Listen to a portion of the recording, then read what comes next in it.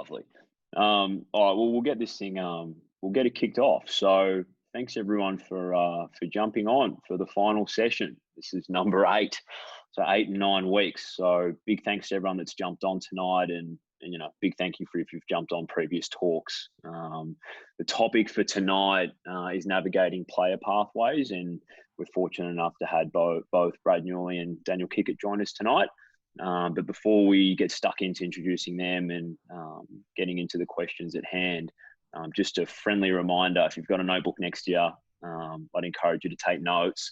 And then anything you find interesting or anything that you want to learn more about, I'd encourage you to go have a discussion with someone, whether that's mum and dad over the dinner table or a brother or sister, a teammate, a coach. That seems to be the best way to consolidate information. So I'd encourage you to do so. All right, now 2 guests. So we're lucky enough, as I said, to have Brad and Daniel. Brad's a 16-year pro, ex-Australian boomer, South Australian junior, and currently the colour commentator for the North Bears senior program. And we have Daniel Kickert, 14-year pro, ex-Australian boomer, Victorian junior, a non-awarding Spectres junior, and currently playing for the Inner West Bulls. Thank you both for jumping on. Appreciate it. Thanks for having me, Sean. Good. Is it ex-boomer, or is it like once you're a boomer, you're a once you're a boomer, you're always a boomer, mate. That's okay. All right. I wasn't right. 100% sure how to phrase it. All right, so not ex-boomers, boomers. That's how it is. You say what you want, mate. Doesn't matter. So, I don't want to offend anyone. All good. Write that down. I guess just right. All right. So to get us started, I mean, I guess we've been lucky enough to have you both on. And you've given everyone a bit of a background on yourselves. So maybe we'll be a little bit more specific with this little background check-in. But if you could just give us like an insight as to what your player pathway looked like. So how you got into the sport initially, I guess, whether it was through school or there was a parent or a bunch of friends that got together and that's how you started playing. What was, I guess, the pivotal moment that made you want to take basketball seriously? So instead of just rocking up and playing a domestic comp game, actually investing time into practice and playing competitive games. And then I guess any pivotal programs or teams along the way to becoming a professional that I guess to you is memorable, upon reflection. So maybe we start with you, Brad, and then we can always round it up with Kicks. Well, I guess I got into basketball. My mum and dad both played. My dad played kind of in the NBL before it was the NBL, so I was kind of born into the kind of the system. And my mum was like coaching an under-10s team before I was even born, so I would kind of just go out to practice with her. And right up from a really young age, I was always around the sport. So I guess that's how I got into it. And as I progressed through the years, I love the game so much. I worked on my skills quite a lot, and kind of hit an age when I started to be on a few squads. I think I said in a previous webinar that I'd made a few kind of state kind of squads and didn't quite make it to the next level on probably 3 or 4 of those teams. And by the time I was probably like 17, then I had a pretty big growth spurt, and I'd always played as a guard, and I guess that helped having height and being able to play that position, and was lucky enough to kind of, really kind of go from there. Do you want me to cover how like I made that decision to kind of go on, or just kind of leave it there for now? Or no, keep going, mate. That's fine. Yeah, keep going. Yeah. So, from the pathway in South Australia was called the SASI program. So I guess similar, it was called the ITC, was the whole of the national program, and each state had their own sporting organisation that would cover the ITC. So I think Vic had VIS and New South have NSWIS. Everyone has their own separate. So they would, there was a special group that would train twice a week on a Tuesday and a Thursday night. So, and you get identified, I guess, when you're under 16s that you could have some talent. But like those squads are actually very large. You might have 30 or 40 kids coming out to those things, and you kind of progress through your under 18s, and the squad gets smaller and smaller, and you kind of get more and more individual attention, and that kind of ties in, with your state programs and that kind of stuff. So Yeah, I got ID'd into that stuff when I was probably in under 14s, and kind of moved through that program. And you know, I did a little bit of extra work with coaches from my club. You know, it wasn't until I was probably under 18s I started doing the individual kind of stuff. But you know, I was doing squad stuff, you know, most nights per week. So pretty typical kind of story for most young kids in Australia at that age. I think those programs still exist. I'm not sure. They might have changed the name or something, but Yeah, I think the names have changed. That's about it. yeah. So that was good. It was good fun. I was probably in another situation too, as my club team wasn't very good, so I had to do everything I had I'd have to play every position, and that probably helped a lot with my development. And wasn't until we started to get into older age groups that we became pretty good. So yeah, everyone has different kind of pathways, but that's kind of how I got onto the national radar, I guess, is making, you know, the state stuff and doing well at national championships. Cool. Kicks? Yeah, very similar pathway for me. I got into basketball because of my friends. Everyone was playing footy. I grew up in Melbourne. Everyone was playing footy, and a few of my friends who I played footy with also played basketball and encouraged me to come down and join their domestic team at St. Joey's was the name, and got down there, and it got to the point where I was doing both, and then I had to choose one or the other, and I chose basketball because I felt like I had more control over, the possessions, getting my hand on the ball a little bit, being a little bit more involved. Whereas in footy, I just felt like I was always running after everyone else and trying to keep up, basically. And so then from there, it just kind of built same pathway as Brad. Once I got to the Newley Inspectors, things started really picking up. That program there at the time was really strong. We had a really good team, and we won a few state championships and a few interstate tournaments and things like that. So that kind of started to put me on the radar of, okay, what are the pathways for me now? And ITC was up, state came. So it's kind of jumping at all those opportunities to help me navigate. Very similar to Brad, the Tuesday, Thursday trainings. Plus you had domestic training. Plus you had your Spectres training and your Spectres game. And then we'd also have a once a week, I think it was, like a 6 a.m. training session before school. So it was pretty full on. Our weeks were pretty full on. We had to play in domestic league to be eligible to play in our VBA league for the Spectres. So we were doing that, and so kind of that all just led to the state team, I guess, at the end of the day, and had some pretty good hitouts for Vic Metro at a couple of the national championships, and that put me on the radar of the Australian Institute of Sport, and then that really opened up the pathways, deciding where to go from there. Perfect. So, I mean, I guess it's fair to say, at least in both of the stories that you told or the recounts that you had of, I guess, your junior career, ITC, it's called different names now in different states, but we'll just refer to it as ITC, seemed to feature prominently.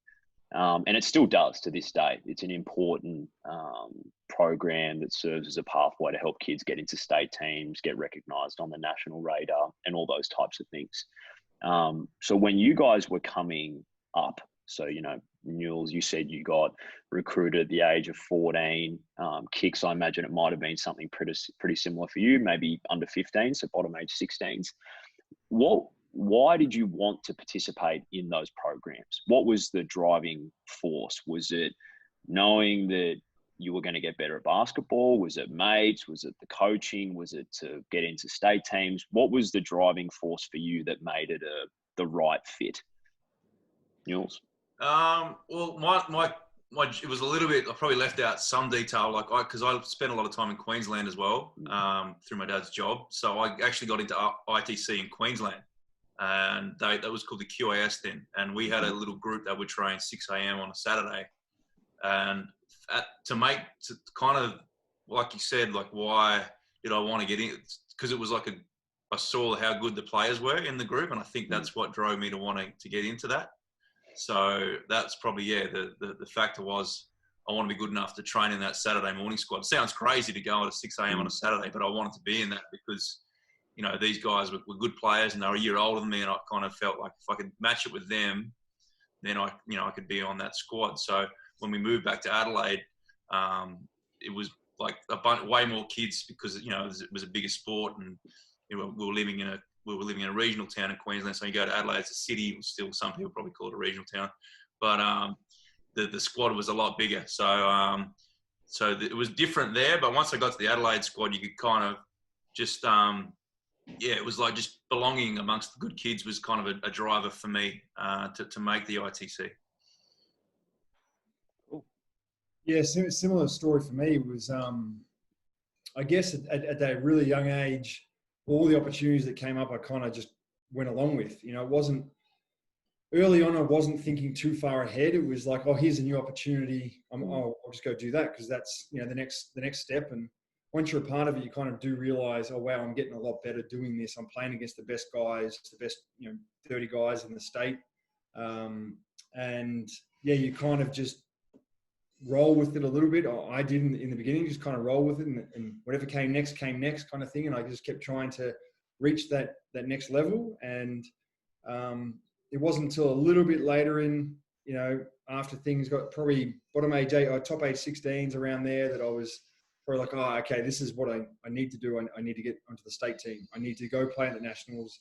And then I need to play under 18s. I need to do and then my goal that whole time was, once things got serious, was obviously to represent the state first, but then my ultimate goal was to get to the AIS. And in under 16s, I remember thinking that was something that was so far away. That was an eternity away. But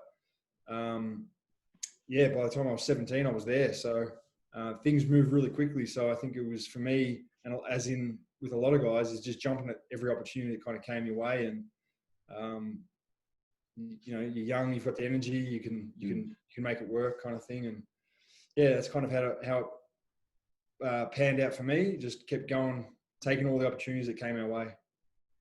It's super interesting because, like, I guess with kids now, at least broadly speaking, around the country with these types of programs, it's very much, well, at least with some kids, it's very much, I want to make a state team, so I need to get in this program. Whereas it kind of sounds like, from you two talking about your junior basketball, it was more about the desire to get better. All right, this program I can participate in, all right, that's going to help me get better. Or there's these kids practicing on a Saturday, I want to go practice with them. Is that a fair kind of statement to make with you two guys? I think it was just the fact that there was groups, like the more training you did, the better you got. And I think that was an opportunity it gave you. It wasn't really popular, I guess, in my day to go and do indies with personal coaches, and that no one was really doing that kind of stuff. It was kind of on your own. And when you got an invite to go into a squad, it was like, oh, that means I can go train, get out of the house and be like, do that another 2 nights a week. Oh, absolutely. Like, it wasn't necessarily doing that to make a state team. It was to get better, and being in those programs help you develop and make those state teams. It just took me a bit longer than most because, I didn't get into a state team until I was top age 18s, but I was always around those state players, and I knew on a Thursday night if I kick his ass, selections in 2 weeks, I'm probably a chance of getting in the side. So yeah, it was just the opportunity to be able to train more. Yeah, of course. Same for me. I guess really looking back on it, kind of like I mentioned earlier, you see the success of all the people ahead of you, and you know who went through those programs. You know that all the NBL guys who were playing back then when I was growing up had done a similar version of ITC, whether it was ITC or not, when they were coming through. But it was one of those things where, initially for me, it was like, oh, I have to do this because I've been invited. Now it's like you're expected to go do these things, and it's not kind of until later on that you start to think, oh, okay, I get it. Like, now I understand what this pathway is and where this is taking me. And you go on, we would have big national ITC camps, I remember. So everyone would go to Canberra, and all ITC groups from all over Australia would be there, and we'd have these massive camps. And I remember when I was young, Lauren Jackson and that were there. It was boys and girls. We all stayed in cabins and that. We did it was crazy. And I just remember thinking, wow, this is huge. Like, I just kept saying yes to things. And it was all about like getting better, but also I just understood that these are things I had to do. there was no cutting this. This was the way to be in the NBL kind of thing. And there wasn't a lot of choice. There was no choice. Like you kind of had to do. This is what, like, not choice. But I'm saying you weren't given options. You know, like you'd be crazy not to. If someone called you up and said you want to be part of the ITC or state program, it's like, yes, oh, there's no yes or no. It's like, oh, I'll see you there. When it's training, it was just there was no thought into it. That was what had to be done. You had to go to the 6 a.m. training. You had to go to the night trainings. You couldn't miss it. There was no excuses. There was no, I don't feel like it. I'm tired. There was none of that. It was just you show up and you just do it. And I think that's what. And me and Brad, unfortunately, we both came through years where there was a lot of talented players, and I think that was the the thought process of just about everyone was, this is what we have to do. This is the journey.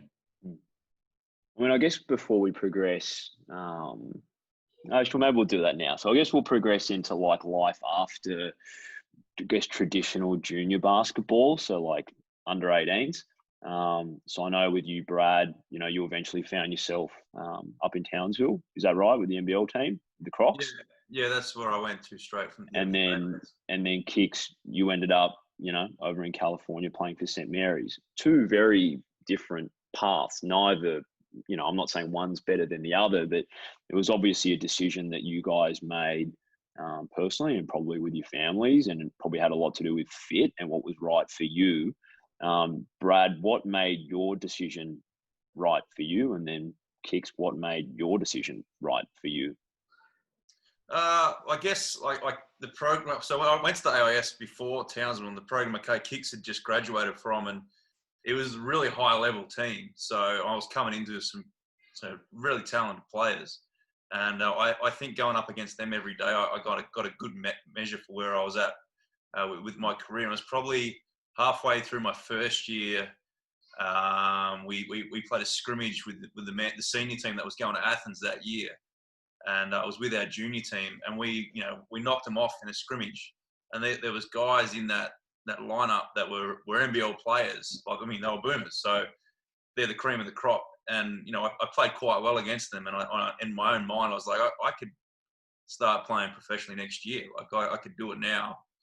And I looked at the national team. The guys were getting a little bit older. And there was definitely a position there that was available. So I kind of my whole thing was how quickly can I play for Australia?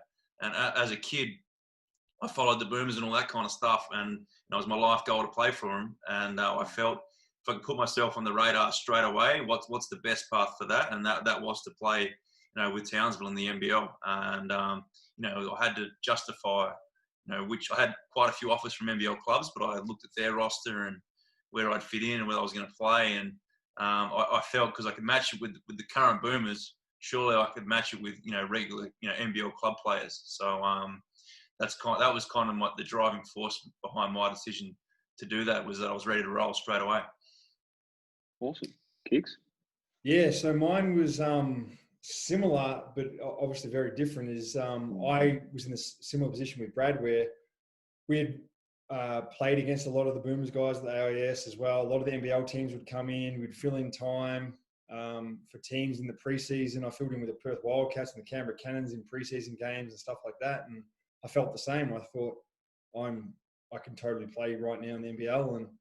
But I guess that meant something different to me at that time. And that to me meant I can come back whenever I want. So I'm going to go try college. I know that I can do this. So let's go see what else is out there and see how good I can get, or see what other challenges are out there. And so that's kind of why I chose college. And also at the time, it was kind of a bit of a really resurgence of the popularity of college basketball for players to head over there. Really, I was probably in the second year of probably a 2-year wave that began the big college thing. I think that kind of has kicked off. The year before me was guys like Luke Schenscher, Ian Crosswhite, Adam Capewell did go to St. Mary's. A few other guys went to some big programs, Oregon, and obviously Georgia Tech with Schench. And those guys were doing really well. And I just kind of looked at that and thought, wow,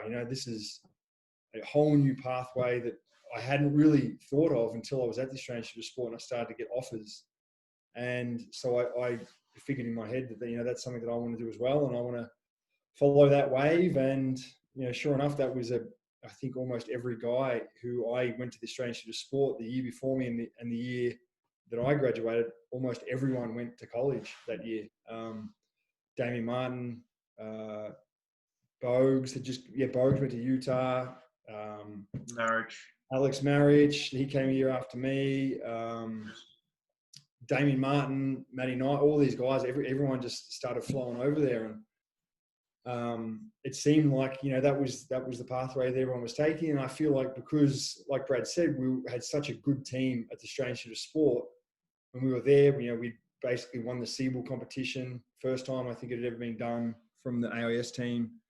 That we maybe all felt a little bit of, okay, let's go see what else is out there, because we're confident that we can play professionally now. And so that was for me, is I wanted to see what other challenge was out there. And I wasn't in a rush. And, looking back on it, I wouldn't change anything, but I do think about, what would my career have panned out to be if I had have just chosen to go straight to the NBL instead of college. But I guess I'll never know that. And I'm happy with the decision that I made. Yeah. As I'm sure I would have been in the other direction as well. Yeah. It's a generational thing too. Like, through those years, it was like, how do you like, no one really thought of NBA or anything like that. It wasn't kind of like there was to play for your boomers or whatever. And I kind of think around about then was when those conversations started to happen. There was more eyes. I guess Bogues' explosion on the scene kind of opened it up a little bit to everyone. So there was a few factors you had to kind of decide in your head, like, if you went to college, could you have, I was lucky enough to be a second round pick in the NBA. Could I have been a first round if I had gone, who knows? But these were things you kind of had to weigh up. That started to happen, throughout like the early 2000s. I felt, I don't know if other people, if you felt the same way, Kicks, but that stuff was starting to come on the radar as such, whereas probably before us, no one was really thinking that way. It was just, what was best for you, not the future. Yeah, it's interesting. I mean, it's like you said, it's a generational thing. So when you think about young kids now, and what are your dreams and aspirations? Oh, I want to go to the NBA. So it's this and they're doing it in like under 17s, like as a 15, like guys like Dante Exum, he was on a radar at 15. So, crazy. And he chose not to do that part. He went straight from the AIS or, late Ginninderra, so high school. So it's just, as times change, like back then, under 19s was the youngest age group you could play for Australia. So your exposure is a lot different to what it is now. Yeah, and I guess it's also safe to say as well, there's no kind of one set defined pathway to get from A to B. And I guess obviously you guys both are reflective of that, but so are all the other Aussies that have gone on to play in the NBA or become boomers. They've all had their own unique kind of journey and path, I guess. So I guess for you two, hindsight's a hell of a thing. Would you change anything with your junior career, or you're pretty confident and happy with how everything's went and you wouldn't change a thing if you could? You go first, Kicks. I've been dominating. In my junior career, no, I wouldn't change anything. I was fortunate enough to attain in my junior career all the goals that I wanted to attain, and I would always go to the RAS in any scenario that I could possibly imagine. The only thing that I could have changed that direction in is college or straight to NBL, and I wouldn't change that. I loved my time in college. I think it helped me develop a three-point shot. I was just a straight post guy all through my junior career. Maybe a short corner pull-up jumper, maybe an elbow jumper, but that was it. I was very not put into a box, but that's what I was. That's what I was told I was, and that's what I was. I went to college, and my whole career pathway changed. I was encouraged to shoot threes, and I was told, okay, you're a three-point shooter. You have the green light to shoot whenever you want to shoot.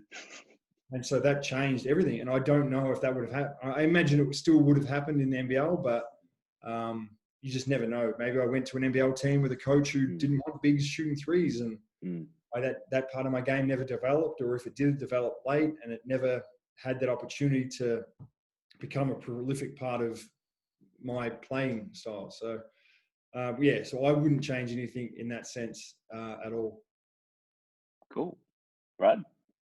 Yeah, I mean, I'd probably similar answer. Like, things worked out pretty well for me. I was within 4 years of graduating for the AIS. I was playing for Australia in the senior team, and an important kind of player. So that was always my life goal, to do that. The NBA stuff kind of popped onto my radar after my rookie NBL season. So in a way, I managed to somehow get the scouts to Australia, and let my game do the talking instead of being over there in the States where I had a bit more. So who knows, if I was over there could have been a bit more exposure, but at the same time I managed to get myself on that radar, doing my thing here. So I was lucky enough to play for a coach, Ian Stacker, who did a great job of developing players. He wasn't just some professional coaches that their job's on the line every week, so they're worried about what's going to happen Friday night, not what's going to happen in 2 years' time with his players. So I was lucky there that he put himself on the line to help develop his players, and not a lot of coaches do that. So yeah, you got to thank the organisation that you play with, I guess. But yeah, I wouldn't change too much at all. The funny thing is, maybe later in life I might have changed a couple of things once I was in the pros. As far as what my off seasons in the States and that kind of stuff, I maybe would have given that a bit more of a crack, I suppose, instead of always being on the national team, because those times the summer camps and all that stuff was around national team time. So probably a little sacrifice I made there, but that's all hindsight. And yeah, like I said, I'm pretty happy with how things worked out. Yeah, that's actually very similar to me. Me and Brad were on that 2006 World Championship team, and I had graduated that year and had gone to a training center in LA, and it was there for a month or so, just training with all these guys who were going up through into the draft and stuff like that. And it was the same thing. I had to talk to my agent. I got Boomers Camp, or I've got Summer League and training camp with, at the time, I think it was going to be the Spurs or something. I think it was going to be the Spurs. And I had done a few workouts with NBA teams and stuff like that, and I had to decide, what do you want to do? Do you want to be a Boomer, or do you want to go do this NBA thing? And I chose the Boomers and never went back to give it another crack. Never went back to do workouts, never was interested in the Summer League. Never. So maybe, if, looking back when I was still young, my first few years in Europe, it's hard. I really did love my summers off in the States. I'd just go over there just to go back to St. Mary's. But in hindsight, I probably wish I had given it a crack. Go play Summer League, go do some camps, stuff like that, just to see what would happen. Yeah. Look, you've both had pretty successful careers to date. It's pretty amazing to see that there's really only one little minor thing that you might have changed, and that you're pretty confident in everything else that came before. So I appreciate you guys sharing. We'll get stuck into some of these questions that were submitted prior now. So the first one, my aspirations are to become the best possible basketball player I can be. Currently, I play basketball for a club, a rep club, where a large number of my friends play, yet I don't think the standard of play or coaching is at the same level as some other clubs. Although I want to be loyal, I also want to get better. What would you do in this situation? Brad? I could probably, like, my club, it's probably different for Kicks. He played for a pretty strong club in Nullawati. My club, like, we used to get thrashed, like, from all the way from 16, like, just get pumped every week. And I had a similar situation. Like, I was a lot better than everyone on my team, which was hard to deal with because you're trying to do it all yourself. But as I matured, it all kind of caught up to me. And I always had chances to go. Like, North Adelaide was a good club. Sturt, they were all, they were the glamour clubs, you could say. And I had all my mates from ITC were all on those teams, and they'd always say, come play for us. I was like, no, I'd rather try and get there myself and beat you guys with my team, like the guys I've grown up playing with. And I guess my decision was to stay with the team that wasn't so great, because personally I could develop a lot of my own skills and add more strings to my bow instead of being like a role player in under 14s, And so my advice would be probably to stick it out. But at the same time, I don't know a lot about the club, where he's from. But at the same time, I believe that there's a lot of good people around basketball, and if you want to make it, you will, and you approach someone at the club and say, look, I want to get some extra work in. You know, I feel like training's getting a bit easy for me. Can we do some extra kind of stuff? So that would be my advice. My situation growing up is maybe similar. I always started at Knox Raiders back in the day, and that was my first representative team. That was under 12s and 14 is bottom age, I think. And at that time, they weren't a very good club. They weren't playing in the at least in their junior program or in the program I was involved with. They weren't playing in the VBA. They were playing in a different. I can't remember the exact ins and outs. This is under 12, so early under 14s, I think. So they weren't playing in the Big V or in the VBA competition, which all the big your Nunawading, your Dandenongs, your Kill, all of that, they were playing against each other. Where Knox Raiders was playing in some sort of, maybe it was second division or something like that. And so I didn't see a path. Not that I didn't see it, but my friends who were playing Nunawading said, "You need to come to Nunawading." To explain to me the program there, who they had. They had John Dodge coming down as a big man coach. They had obviously guys like Sam McKinnon, Shane Heel, a whole bunch of Ryan Gorgon had coached. All of these guys were involved with the Spectres. And I just thought, well, obviously this is an opportunity to go play with some friends anyway who happen to be here. But the pathways were going to be the competition was going to be a lot better. Not that at that age I was really thinking of too far ahead, but I knew that it would be a bigger challenge. And it was tough because I had to change domestic leagues. I had to go play for the Nunawading's domestic league team. So I had to leave my domestic league team. Actually, no, I stayed with my domestic league team. I kept playing both just because I didn't want to leave my Knox team and my domestic team all at once. So I did that for probably a year. And then I left that domestic team because I was playing on different days. One was on Saturday and one was on Sunday. So for me, switching changed everything, but that's just because of the actual situation where I wasn't playing in the top competition. And so moving up to that other situation where some big names were involved, and the development I got at that club was probably one of the best decisions I had made at that very early stage. But yeah, like Brad said, a lot of it just depends on the situation and who you've got around you and what coaches you've got around you and the opportunities. If you still get to go train and play against the best players, then there's a lot still to build on there. But my situation was just completely different. I was playing in another completely different division. So would that be like the equivalent of playing in like Division 2, but Nunawading was in Division 1? Is that, or is it even bigger gap? I don't think it's that huge of a gap. I really can't remember the details. All I know is like all of the really big clubs that you would be familiar with now, they played in the VBA or whatever the league was. Whatever it was. Yeah, whatever it was. Division 1. I can't remember if it was divisions or not. Yeah. But all I know is that Knox, we didn't play any of those teams. We played against, I can't even remember who, like Broadmeadows maybe, and like, just other random different teams. But as soon as I got there, we played against all of these tough teams, and that was a huge shift for me. But yeah, so I don't think the jump in talent was huge because Knox Raiders back then, they still had an ABA team, or a Siebel team, whatever it was called, ABA back then. And so they still had a pretty good semi-professional program. But the junior program, I think at least the one I was in, our grade, or we didn't qualify for whatever it was, I guess, for the top league. Yeah.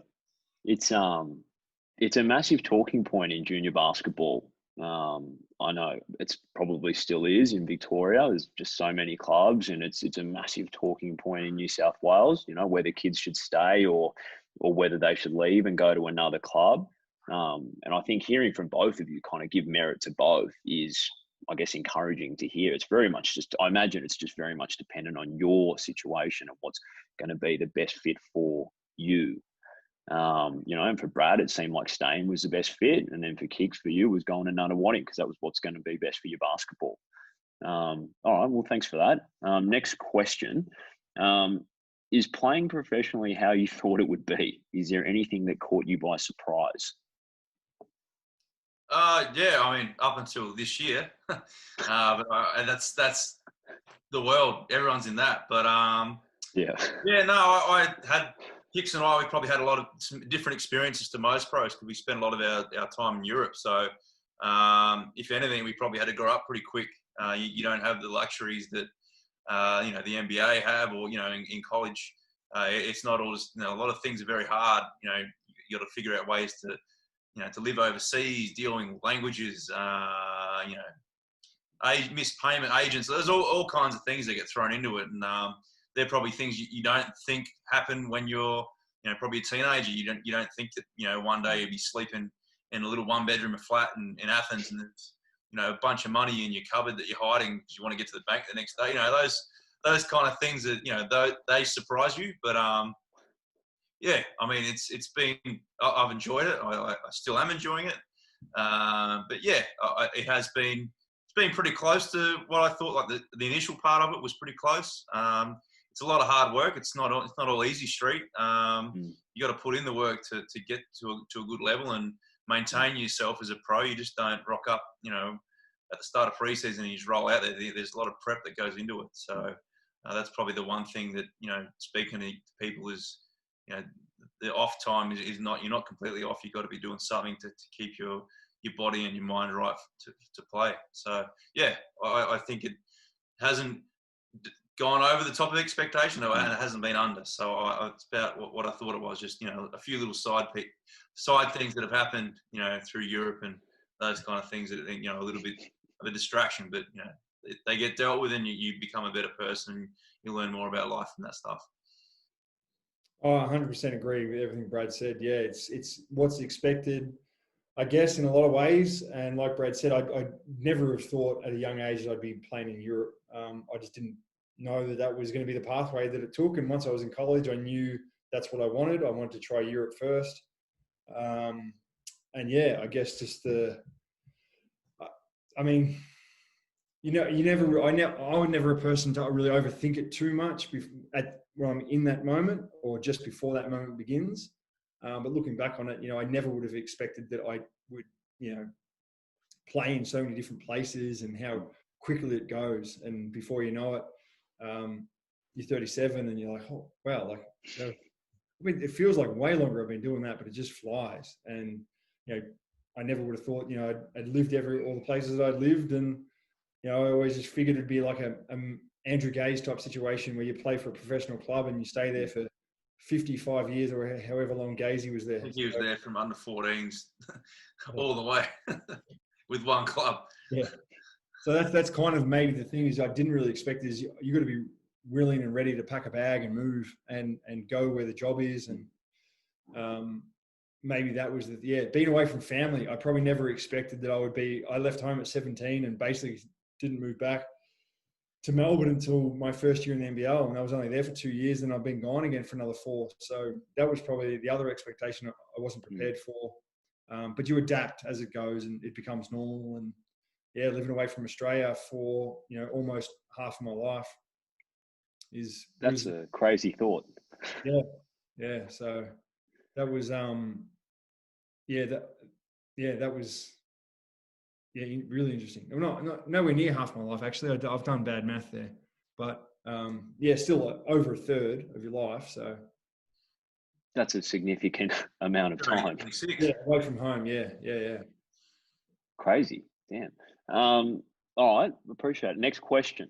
I haven't been selected for Basketball New South Wales high performance programs or state teams these past few years, but I know I'm good enough. What advice do you have for an athlete who knows how important it is to be in these programs but doesn't get selected in these programs?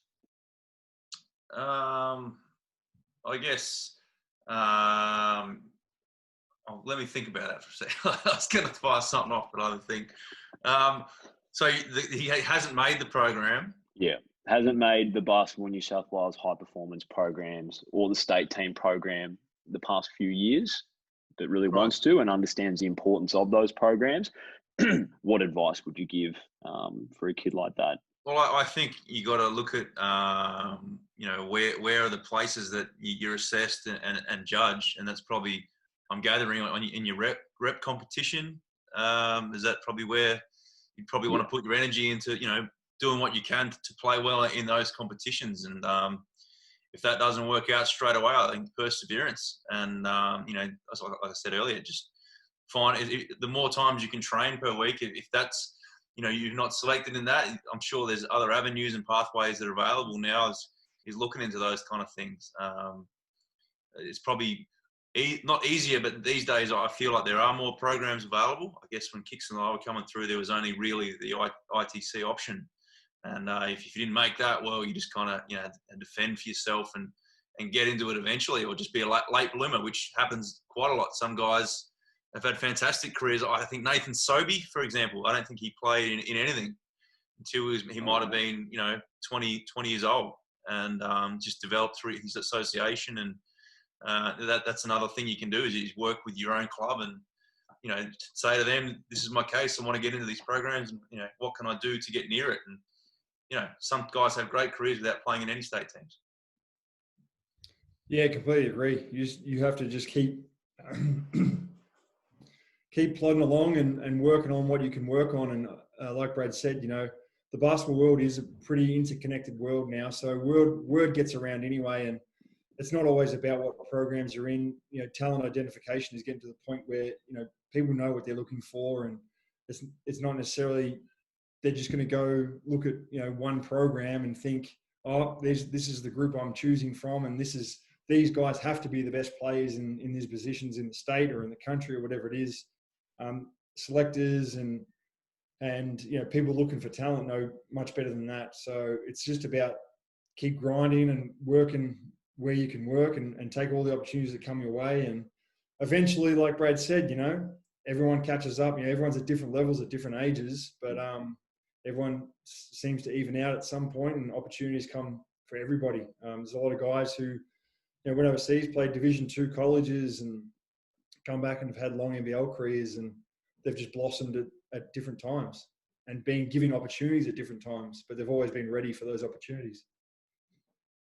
No, awesome. I think the point on perseverance sings through, and the point that you made, Kicks, about you know, network coaching and scouting. Everyone's so interconnected. It's crazy. You never really know who's watching or who's asking who about a player. You know, I'm sure coaches that you've had previously, Brad, Dan, have hit you up about guys, whether it's college coaches, pro coaches, whoever. Have you heard about this kid? Have you heard about that kid? So I guess that's also a good note for anyone that's watching. You never know who is watching. Now that's 6:15, so that's time. So I appreciate both of you coming on, you know, especially given it's our final session. So it means the world to me, and thank you both for jumping on twice. And thanks for everyone else that's jumped on. I mean, it's 8 sessions over 9 weeks. It's a bit of a slog. So thanks everyone that's been on for multiple sessions. And even if you just came on tonight, thanks for jumping on tonight. All the videos will be, they'll go emailed out. So if you're on the database, they'll get emailed out. Otherwise, they're on our website. But once again, Brad, Kicks, really appreciate it. And everyone else that came on tonight, thank you very much. All good. Good job, Sean. Great initiative. Thanks for having us. See you later. See you.